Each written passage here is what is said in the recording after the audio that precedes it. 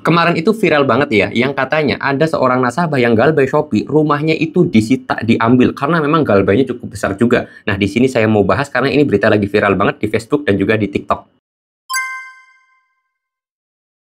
Assalamualaikum warahmatullahi wabarakatuh teman-teman semuanya. Pada kesempatan video kali ini saya ingin membahas terhadap pertanyaan teman-teman atau yang udah konsultasi sama saya di Instagram ya. Buat kalian juga yang mau konsultasi gratis sama saya atau mau tanya-tanya juga boleh, silakan tulis aja di kolom komentar. Yaitu ya ada yang menanyakan nih di Instagram, menarik nih. Dia menunjukkan screenshot terhadap yang namanya katanya ada nasabah Shopee yang rumahnya tuh disita. Benarkah demikian? Karena dilihat dari statusnya dia bikin postingan di grup pinjol. Nah, di sini saya mau bahas ya.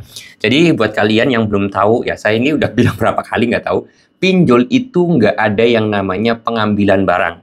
Kenapa? Karena pinjol itu adalah KTA. Apa itu KTA? Kredit tanpa agunan atau kredit tanpa jaminan atau pinjaman tanpa jaminan. Gampangnya seperti itu teman-teman ya. Jadi ketika kita melakukan pinjaman di pinjol, itu nggak boleh yang namanya pinjol tersebut ngambil barang apapun di rumah kita. Walaupun galbay kita besar ya, misalkan kita itu punya hutang pinjol sampai 50 juta.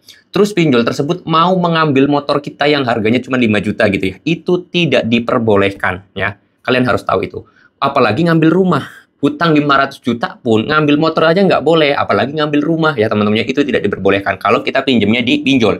Tetapi beda kalau kita ngambilnya atau pinjamnya di bank. Kalau di bank itu memang ada jaminannya dan nanti sebagai agunannya atau jaminannya itu bisa diambil kalau kita galbay. Tapi kalau di pinjol itu enggak seperti itu teman-temannya ketika kita galbay. Nah, terus apakah nanti kalau kita galbay pinjol itu aman-aman aja? Ya kalau dibilang amannya aman, tapi kalau kita masuk slik OJK ya masuk slik OJK ya. Kayak gitu gambarannya. Jadi kalau misalkan ada yang posting-posting seperti itu yang menakut-nakutin kalian, tolong banget jangan mudah percaya. Kenapa? Karena yang saya takutkan adalah kalian itu panik akhirnya melakukan gali lubang tutup lubang. Itu yang bahaya ya teman-teman ya.